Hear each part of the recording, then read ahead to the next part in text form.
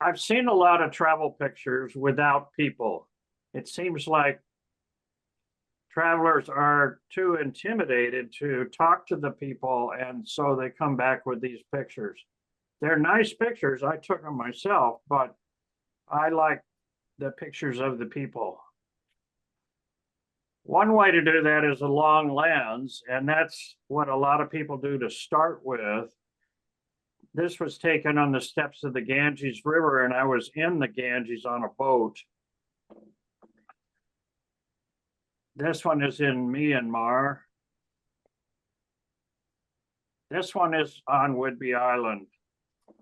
And I love the kid in the corner who is about to see this man crash. But I really agree with Steve McCurry that eye contact is really important. And it shows respect. It's a way to tacitly get permission. You get a connection with the person, and it has viewer impact. And of course, this picture is probably the most famous picture that's out there.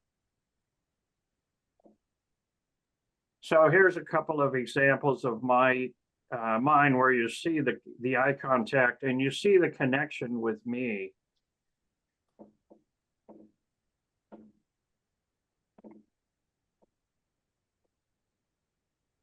This is the Pushkar Camel Market at dawn.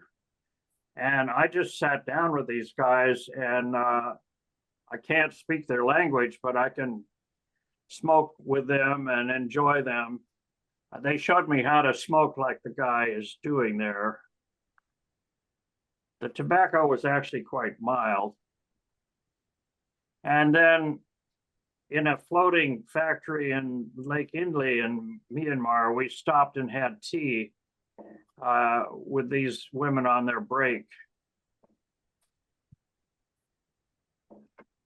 So it's okay to ask if you can take their picture. And if you don't have the language, I just point at them and point at my camera and give them an expression. And in this case, this was a newly consecrated Russian Orthodox bishop, and he was walking around Suzdal, Russia, with an entourage of people. So I was a bit intimidated, but I pointed at my camera and pointed at him. And he said, "Oh, yeah, is that a Canon digital? Let's go over here where there's a better background." It turned out he was an American, Bishop Andrew. And we exchanged some emails.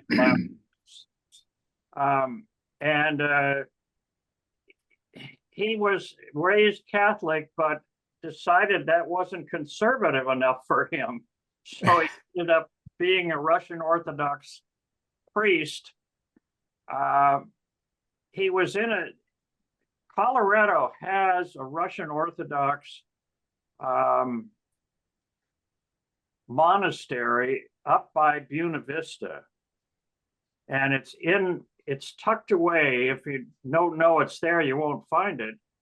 But I knew where it was, and I took this picture up to them.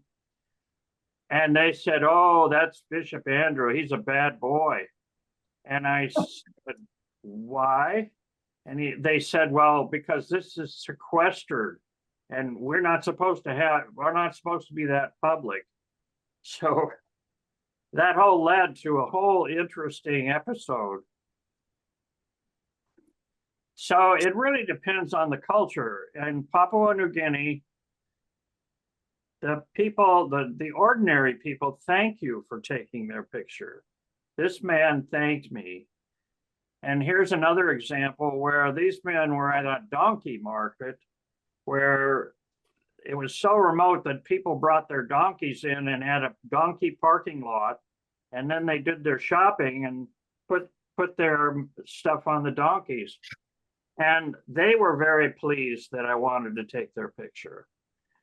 Now, in the same country where there's a lot of tourists, sometimes with the tribes, they want to be paid per click, like the Hammer tribe. So it's quite a contrast, and it's good to have some idea of what the culture is like. Just showing an interest is really helpful. And I don't mean in just taking a picture, but in the person. When I was a therapist in private practice in Denver before I retired because my hearing is too bad, and you don't want a therapist that can't hear you. We had an idea called attunement, which was the best relationship is where you are really tuned into the person. And you can do that in a matter of minutes with someone. This monk is a traveling monk. That he has a very unique hat. And this was in Tibet. One way to do it is to show interest in their pets, their animals. And that really breaks the ice. So another is some kind of small gift, especially for kids. And I use a toy. I go to a party store and get a bag of these little animals, and I give them out. That works really well, and it's something that's small that you can pack, and it's light.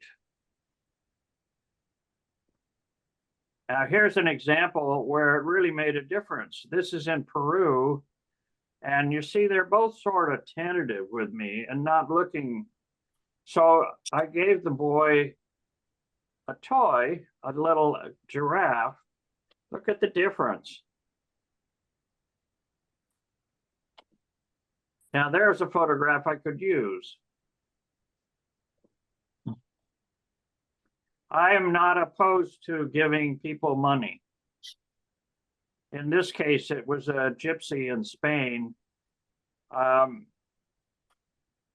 We were talking about Ethiopia. I did give people money in Ethiopia, and I have on other instances. Usually it's such a small amount of money that the problem is not how much you're spending, it's having enough of the small bills to give them. And in Peru, they walk around with their alpacas, in this case, a little baby goat too, and expect that this is their way of earning money. So they're walking around wanting you to take their picture, which is just fine with me. In this case, it was in India, and she was begging, and we gave her food instead of money. The money would have gone directly to her mom, but the food wasn't necessarily that way. And you can see it in the package she's got a hold of. We took her into the store next to where we were, and she was able to pick out what she wanted. She's looking at herself in a pocket Osmo. It's an older version. And I actually don't think she can see herself there. And I've been to Guatemala twice this last year, but this one was taken 19 years ago. I was there by myself. I was at an outdoor cafe and having a pizza. And these girls are selling these table runners on their heads. And they came and ate half my pizza. and then I took them down to an ice cream shop that was a few stores down. And you can see how relaxed and friendly they are. And my rudimentary Spanish, we could talk about what their name was and how old they were and that sort of thing. They were sisters, 10 and 12 years old. So getting some rapport with people really makes a difference. And the longer you can spend with people, the more likely you're going to have that. In the good old days with National Geographic, the photographers could spend you know, a couple days with the family. That's no longer the case, but in this case, this woman was making tea for us. She was veiled, and her daughter wanted to show me her baby goat. So I went and looked at the goat, and I took a Polaroid. And then she came back and showed her mother the Polaroid. And her mother said, "Oh, would you take a picture of me and my sister?" And I said, "Sure." So I ended up, the mother's in the back, and then the sister's on the right-hand side, and the grandma is right in front. And I wouldn't have got that picture without a Polaroid. And all the veils came off. Now, in North Vietnam, in a remote village, they're all grappling to take a look at the Polaroid. I had more subjects than I had film for.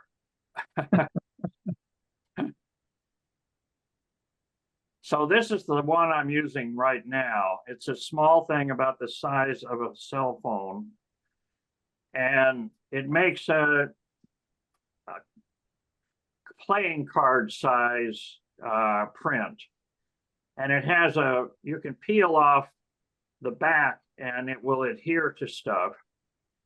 And I often use these small prints in my travel journal, as well as giving them out.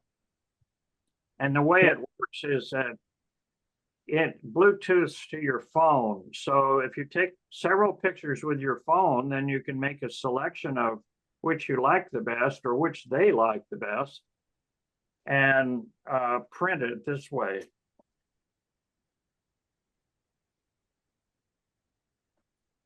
So in 2019, I was part of a group of 4 photographers that were tasked with documenting the Hadzabe tribe. And it was for the Jimmy Nelson Foundation out of Amsterdam. And we were sponsored by Nikon. So this is a hunter-gatherer group there's only about 1,000 of these people left in Tanzania, and they are in small bands of about 30 people, and they strictly live off of what they can gather and what they hunt. It was very fascinating. My interest in cultural anthropology was really sparked by this, and it was one of my best trips. So at first they were fairly tentative about us. Who are these people? And by the second day, they were much more kind of interested and friendly. And one of the things we did was Nikon gave us all these instant cameras, and we taught the kids how to use them. So they were running around taking pictures of each other and us, and it got to be really fun. By day 3, we were pretty invisible. I mean, I could be with them and they weren't paying attention to me anymore. They were just doing what they do. And this is an instance where this is the chief, and he is with his oldest son.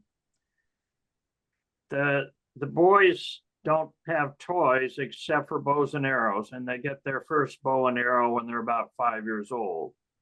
By the time they're teenagers, they can hit a bird out of a tree with an arrow. So by the 4th day, I was invisible. I could take pictures and they didn't pay attention to me at all. This is at dawn at the women's fire. And the little boy in the yellow and black stripes, the first day, every time I looked at him, he would cry and run to his mommy. So that just shows how it's working well. There was a division of labor and some crossover. The men are on the other side of the tree on the left-hand side by their own fire, and they're straightening arrows. So this is invisibility in my own family. This little gal just graduated from high school. And this is a niece and two of my nephews. So you want to get a picture that shows the personality. And Moose Peterson said there are three qualities to a good wildlife picture: light, background, and gesture. And when I heard that, I thought, gesture, that's true for pictures of people. That works really well. That's true. So this is an example. This was in Denver many years ago. This is India.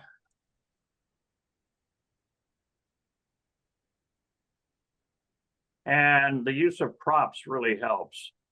These are a couple studio pictures. This guy has 6 chainsaws. When I moved to Whidbey Island, they said you're going to need 2 things, a generator and a chainsaw. And I found out the first year when a storm took one of my trees down all the way across my driveway. And I was able to chop it up enough to get out, but this guy came and chopped it up for me. And the use of animals is a great prop. On the left is my sister. At a point, we knew that her dog had to be put down fairly soon. I think a few months after this picture was taken. And she wanted it to remember the dog. And then on the right is one of the Beards, and he had a pet turkey that followed him everywhere. Unfortunately, the turkey was killed by coyotes not long after the picture was taken. And here's in Bangkok.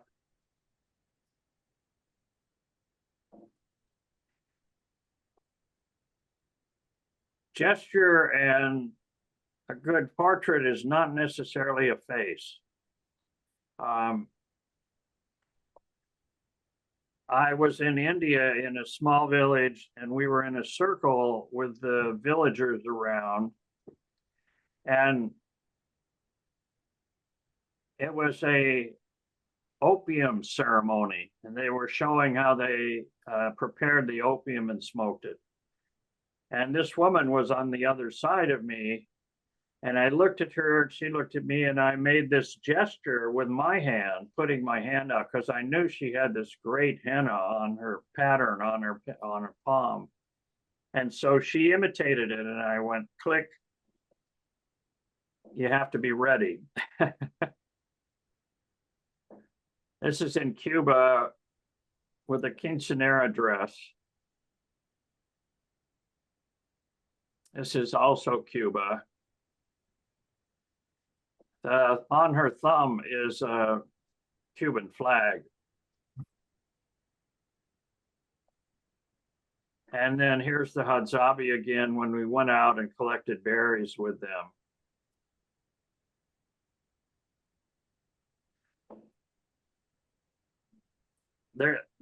The back of people's heads and showing what they wear is, I think, sometimes more interesting than if they're looking straight at you.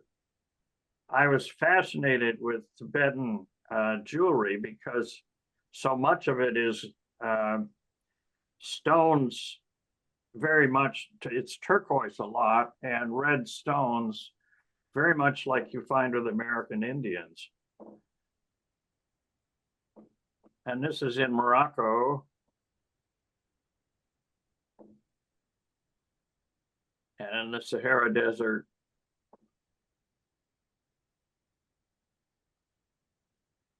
And Alaska.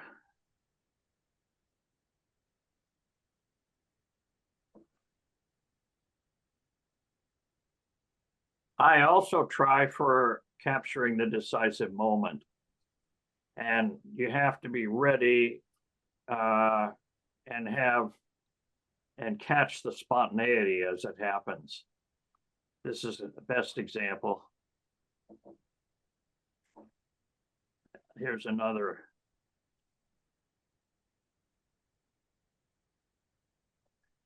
And this water blessing, this is the first water that she got, and she was startled because it was very cold.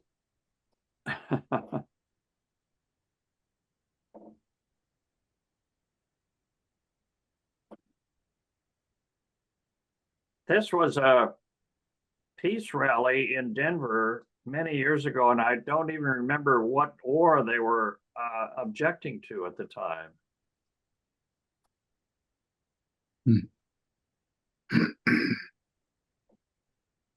And the spontaneity also tells stories. This is in Russia, and it was in St. Petersburg, where there's not good enough housing for young couples. So they live with their parents, but when they're courting, they're often in the parks. And this was a couple that was courting, and it was in the morning, early morning. And this was my favorite dog, who's no longer alive. We were trying to set up a professional portrait, and my best friend was acting as the shooter, and I set up the lights in the studio. Frazier decided to lick my face, and Frank was ready. Kids are naturally spontaneous. They're really great. I did not suggest to her that she spread out her dress like this, but I complimented her on the dress. So she spread it out like that. This is my grandson, who's about to graduate from University of Washington and is in aeronautical engineering. But this is on a visit to the train museum in outside of Denver in Golden. Is it Golden? Yes. Yeah. Yeah. He didn't want to just see things. He wanted to try to play and pretend that he was being an engineer. And I got a great picture of him.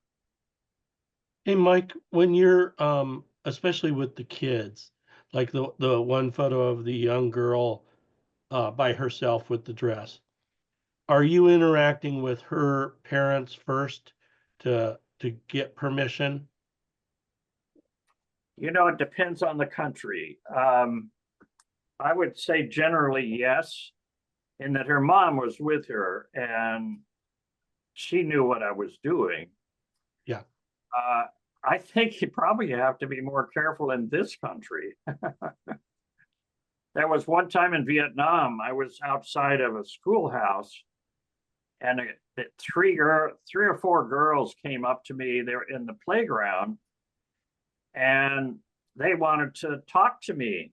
And they sang a song and wanted me to sing a song. And, you know, there was no adults around. I don't think I could have done that in this country. Yeah. Right. Yeah.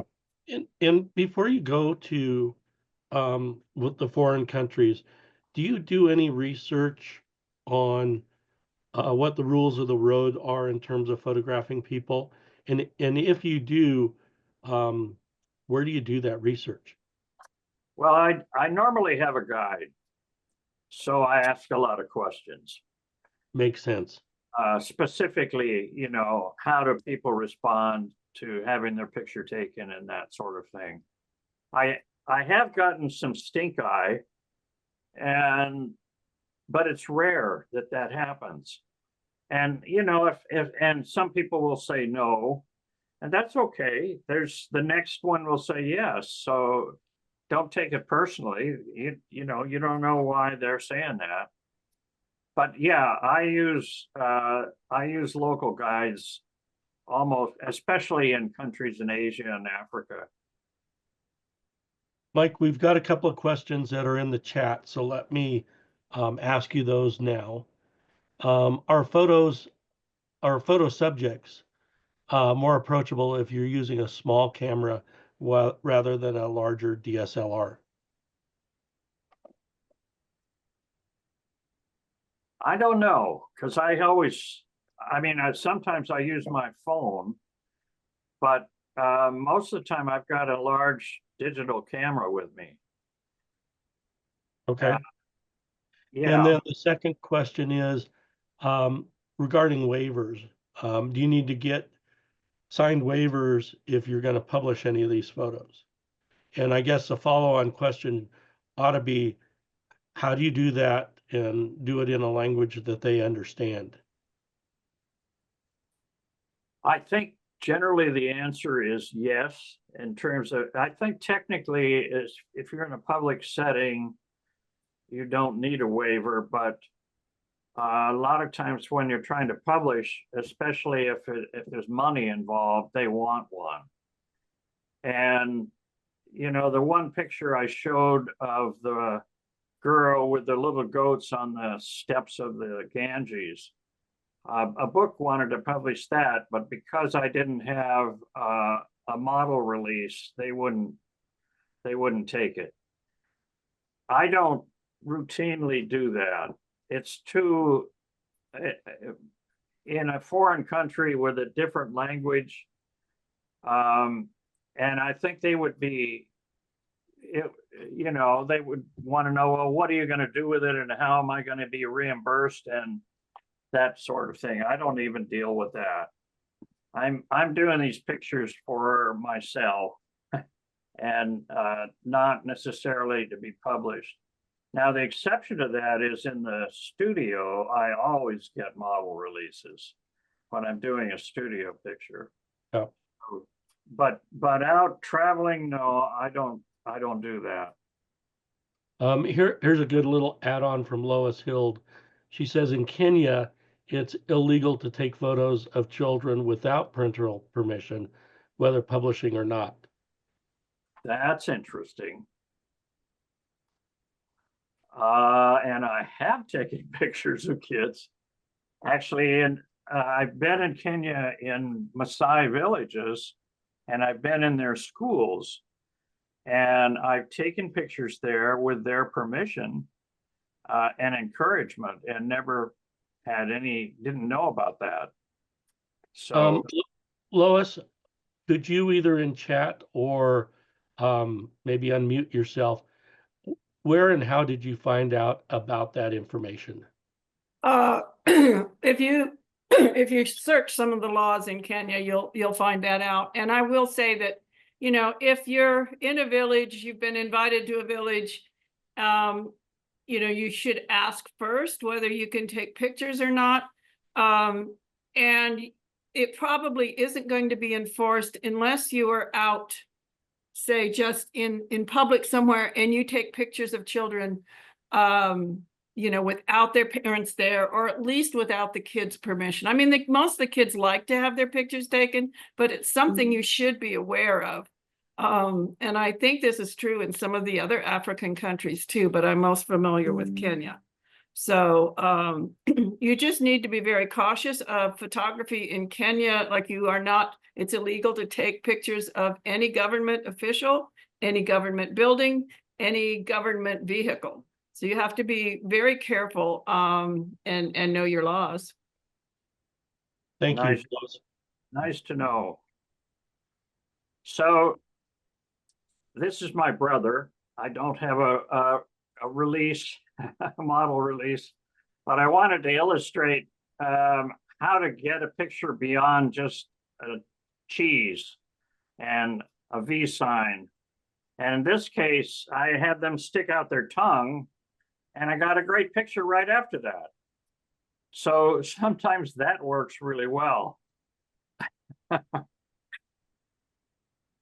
I always use a burst rate of 3 shots, and this is the reason. You know, I got a great gesture, but his eyes are closed. So I take another shot where he had his eyes open, and I, with Photoshop, put those eyes on that gesture. And I end up with a picture that I use in the book. And here's spontaneity in the studio. And what I do is I tell them I got to arrange the lights. And while I'm testing the lights, they're not paying attention to me. And I sometimes get good pictures that way. And then as we're going along, I talk to them. And that's when they relax and they start showing their personality in terms of who they are. The 3 guys on the left are, all of them are in the book individually, but they know they're friends as a group. And they came over to be on television with me. And we set up this situation, and then the guy on the right kissed the guy on the head of the middle guy, and then they all laughed. Yeah. And that's when I got a good picture of them. Yeah. That's great. So I don't need to tell you, but I will anyway. Light is really important and can make or break a shot. Here's the picture that I used for the promo. And that's that pipe that I mentioned before, where they were showing me how to, they put it up to their mouth with their index finger and thumb around their lips, and smoke that way. Anyway, this was at dawn, and I just sat with him for a while and got a great picture. He was an amazing subject. Fantastic Also, shot. they have one name. His name was Gonpot. And I was able to get his address and send him this picture. Oh, cool. Now, oftentimes when you're on a tour, the time when you get to the village or something like that is right at noon. And, you know, the light is horrible. This is an example. This was in 2021, and they were all wearing masks initially, which does not make for a good picture. But I found a way around it, and it's to put them in the entrance of one of their houses, and it makes for the light to be really nice like this. Mm. This is the same day, probably a half hour after that first one that I took. And this is using the same technique in Myanmar.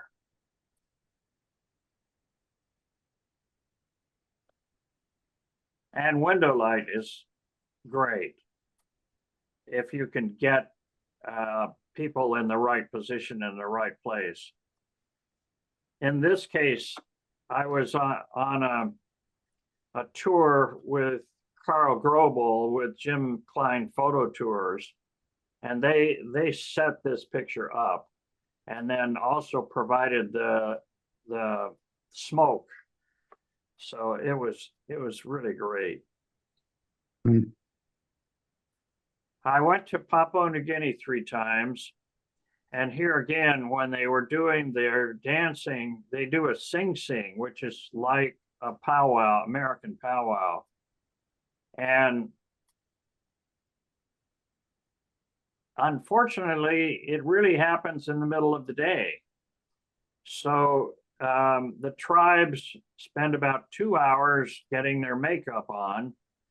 And then around noon, they start filing into this big place like a football stadium, except that all the tribes come in together and they dance and sing all at the same time. So you have this profusion of color and sound.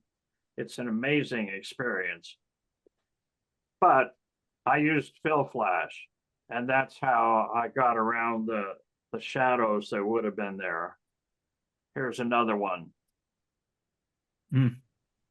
Hey, Mike, before you go too much further beyond where this question kind of pertains to, we have a question about how did you get the black background in those doorways when you were dealing with the strong light?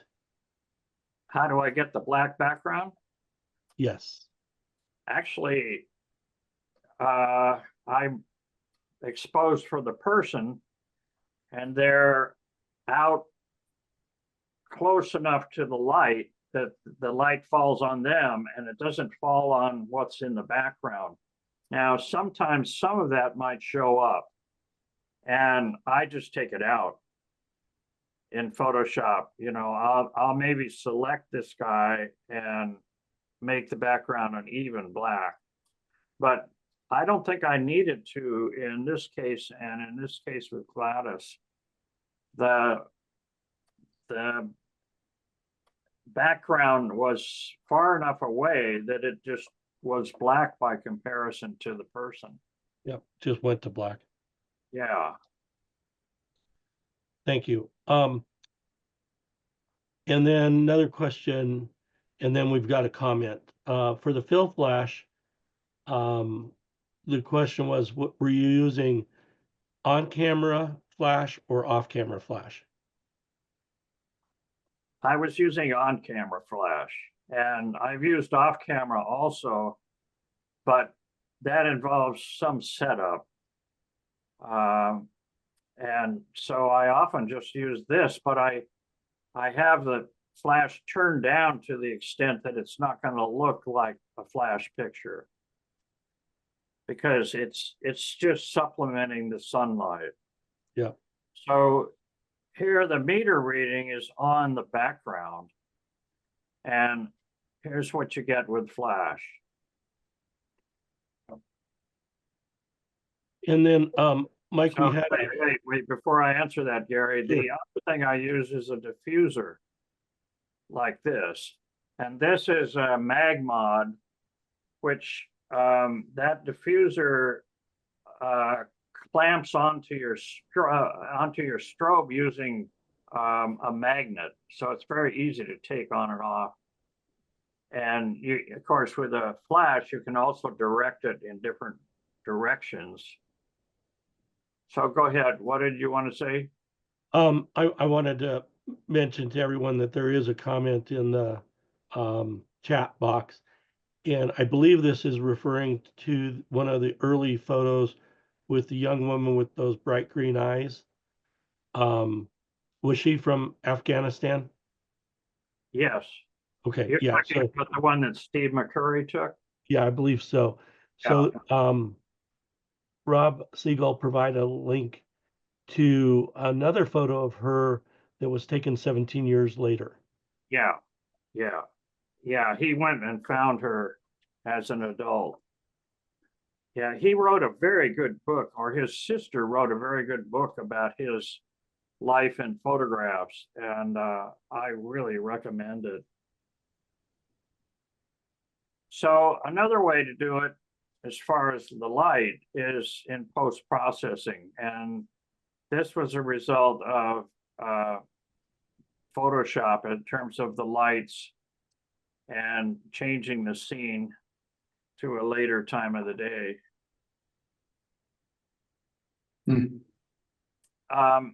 The other thing is background. So we've got gesture and light and background. And, you know, the popular thing right now is a blurred, creamy background. When we were seeing the presentation last month about the birds, he was talking about this also, Alan was. And it's nice, I like it. Here's another example. but I don't carry 1.8 zoom because it's much larger and much more expensive. So most of my pictures are taken with a zoom camera or a zoom lens. I love this Zeiss lens, but it doesn't have the flexibility that a zoom lens has. So one way is to isolate the background, or to use it. I had him move over against this wall. And in some cases, I think the background really enhances the picture. Yeah. And it also tells a story. This is a Uyghur girl in her traditional dress. And the Uyghurs are the people that China has put into concentration camps and are trying to decimate their culture, which is a rich culture. They also don't look like the Han Chinese. Now here's one, you know, sometimes the background in layers tells the story. This is a tuk-tuk, and then behind it is a guy and his girlfriend on a motor scooter. Now, here's another one where I was outside of a schoolhouse. She had come out and wanted to practice her English on me. And there were no adults around. And she talked to me for quite a while, and then I took this picture of her. This was in Cambodia, and I've never had a problem there, or Vietnam. This is in Nicaragua, where, you know, take the background out, I wouldn't tell the story like this does. But sometimes you get a background like this where there's a very distracting business going on in the background with those three guys. So I'll just cut that out and add a background that was there, but not exactly where she was. The unfortunate thing about this is that there was an earthquake after I took this picture. And all of these buildings that had a lot of historical background or historical value are probably rubble.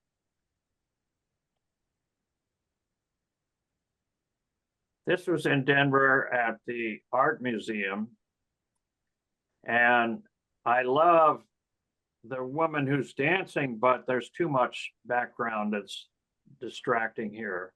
So I just selected her and added a different background. Now it's a picture I use. This was in Cuba. This is two dancers with the National Ballet that had been commissioned to come and dance for us. But the background, I did not like the background. And I was prepared for this because this is in the same building, and I took the background knowing that I might have to use it.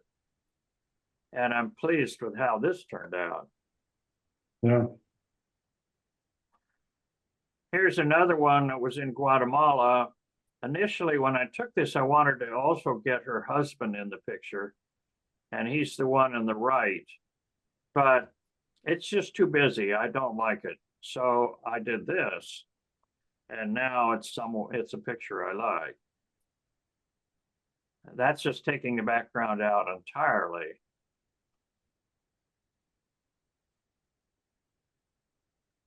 So those are the 7 things. And what I want to say about it is there's some other things you can do. One easy way to take pictures of people is to go to the entertainment. And there are a lot of venues where you can take pictures while you're being entertained. This is in Russia, and the right on the right is in Cuba. And here is in China. And this was in Xi'an, and I went back a second time a couple years later and took them this picture. And they were so pleased. They took me backstage, and I got to meet the women and some of the musicians, and then they placed me right up next to the stage. I could put my camera right on the stage. I was actually a little too close. Sometimes what's going on the stage is not as interesting as the people in the audience. This was in Cuba, in a small village, and they were celebrating Mother's Day with a dance contest. And so I was real close to the stage. I just turned around and took pictures of the audience.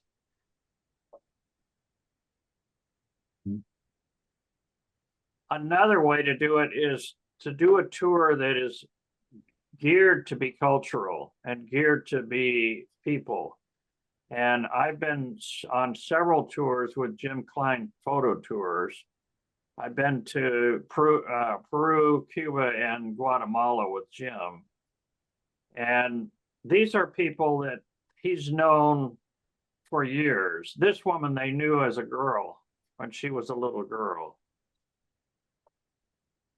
And then also working with Jim in Asia is Carl Grobel.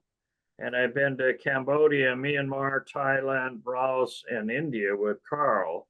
And I think Carl is the best tour guide I've been with.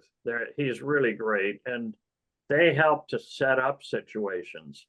In this case, Carl and the local guide went to the monastery and hired a couple of novices that we could then use to set up situations like this one.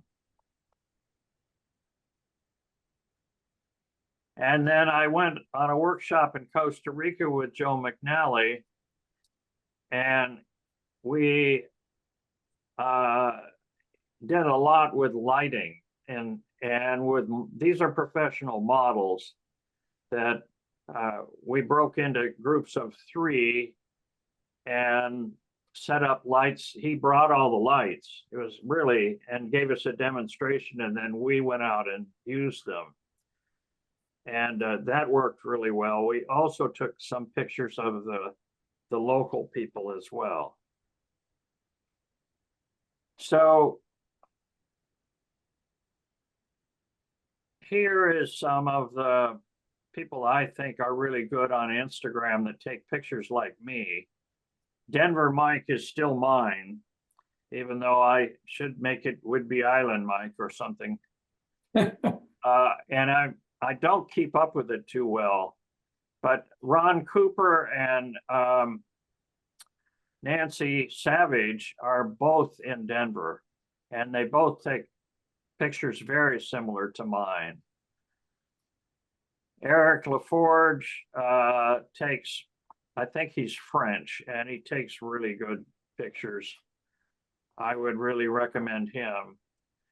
And I forgot this guy's name, but he's very good with street photography. And Giovanna is another one who takes a lot of pictures in Africa and is very good.